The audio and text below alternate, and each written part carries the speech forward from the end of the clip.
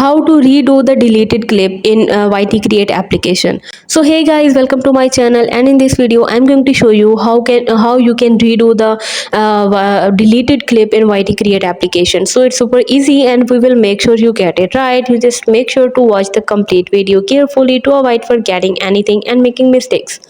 So let's get started. Open the YT Create application.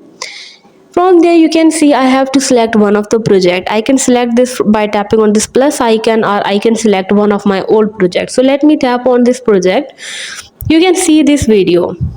Now if I split the part, you can see if I wanted to delete that part, I can simply tap right here on this part and tap on the delete option.